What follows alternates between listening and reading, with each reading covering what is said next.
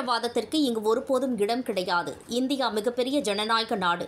இங்கு ஜாதி, இனம் வேறுபாடு கிடையாது என இந்தியன் நேஷனல் பிஷப் கவுன்சில் தலைவர் பிஷப் டாக்டர் மோகன்தாஸ் அவர்கள் தெரிவித்துள்ளார். கிறிஸ்தவ பெருமக்களுக்கு 28 மாவட்டத்தில் கல்லறை தோட்டம் அமைப்பதற்கு நடவடிக்கை எடுத்த தமிழக முதலமைச்சர் அவர்களுக்கு இந்தியன் நேஷனல் பிஷப் கவுன்சில் சார்பில் நன்றி தெரிவித்தனர். இந்தியன் நேஷனல் பிஷப் கவுன்சில் தலைவர் AICCCயின் தலைவருமான டாக்டர் மோகன்தாஸ் அவர்கள் தலைமையில் பேராயர்கள் முக்கிய ஆலோசனைக் கூட்டம் சென்னை வியாசர்பாடி சத்தியமூர்த்தி நகரில் இயேசு கிறிஸ்துவின் ஜெப ஆலய வளாகத்தில் நடைபெற்றது. இக்கூட்டத்திற்கு பிஷப் டாக்டர் தினத்தது Raja, bishop doctor PG Joshua, bishop doctor Meshach Raja அவர்கள் முன்னிலை வகித்தனர். இக்கூட்டத்தில் மாநிலம் முழுவதும் இருந்து 32 டயசிஸ் பேராயர்கள் தலைவர்கள் கலந்து கொண்டனர். இக்கூட்டத்தில் பல்வேறு முக்கிய தீர்மானங்கள் நிறைவேற்றப்பட்டன. அதனைத் தொடர்ந்து மறைந்த போப்பாண்டவர் அவருடைய திருவுருவப் படத்திற்கு மலர் தூவி மரியாதை செலுத்தப்பட்டது.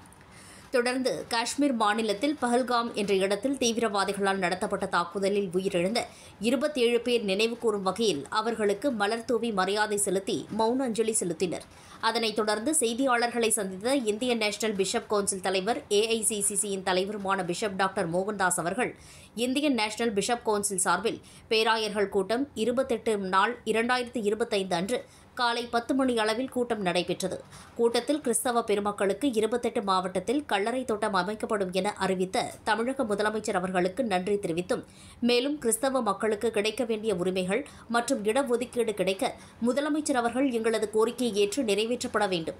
மேலும் இந்த ஆலோசனைக் கூட்டம் அனைத்து பேராயர்கள் 32 டயாசிஸ் ஒன்று கூடி இக்கூட்டம் கிறிஸ்தவ மக்களின் நலனுக்காகவும் உரிமைக்காகவும் எப்போதும் ஒன்றென்று செயல்படும் என தெரிவித்தார்.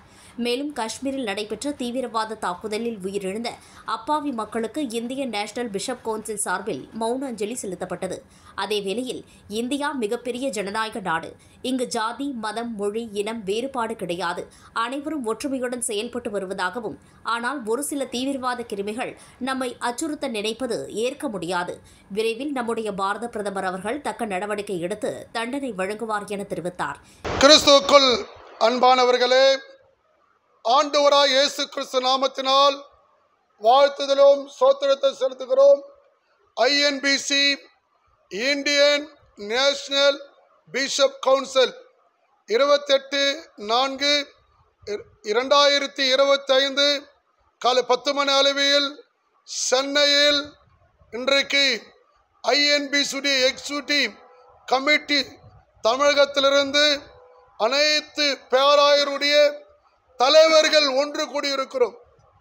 32 டயசிஸிலிருந்து தனித்தனியாக பேராயர்கள் இணைந்து முக்கிய ஆலோசனையை இன்றைக்கு நடந்திருக்கிறது.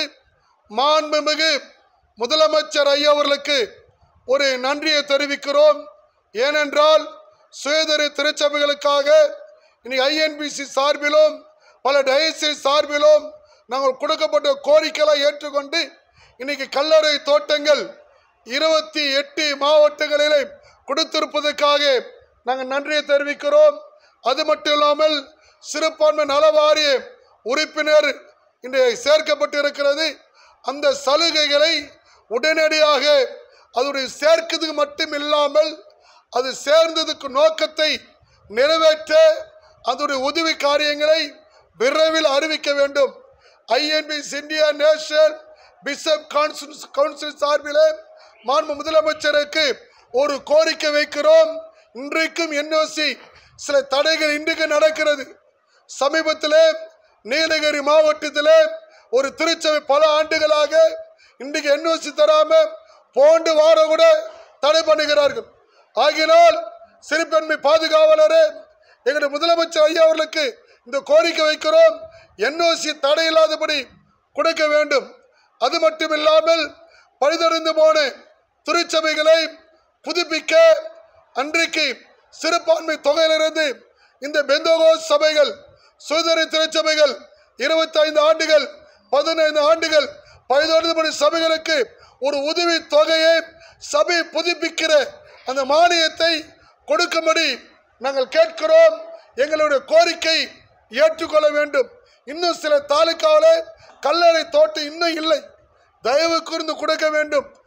ஆகினால் இன்னைக்கு INBCயிலிருந்து தமிழகத்தில் இருக்கிற பல லட்சம் மக்கள், பல ஆயிரம் மக்களுடைய தலைவர்கள் ஒன்று கூடி இருக்கிறோம். இந்த கோரிக்கை முடித்தில் வைக்கிறோம். இன்றைக்கு ஐஎன்பி சார்பிலே ஒரு பதில் வரும் என்று நம்புகிறோம்.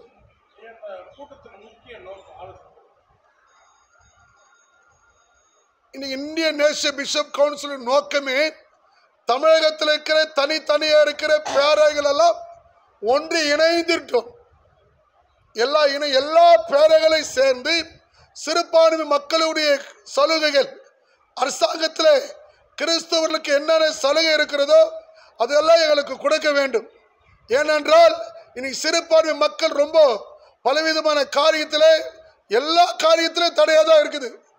ஆனால் முதலமைச்சர் சொல்லுகிறார் சிறுபான்மைகளுக்கு பாதுகாவலராக இருக்கிற நாங்கள் உங்களுக்கு உதவி செய்கிறேன்னு சொல்கிறாங்க. எல்லாம் அவர் சொல்கிறாருலாம் தெரியுது. ஆனால் கலெக்டர் ஆஃபீஸுக்கு போனாலோ தாசில்தார் ஆஃபீஸுக்கு போனாலோ எங்கே போனாலோ எங்களுக்கு செக்கு தடை பண்ணுகிறார்கள். அந்த தடையை உடைக்க வேண்டும்.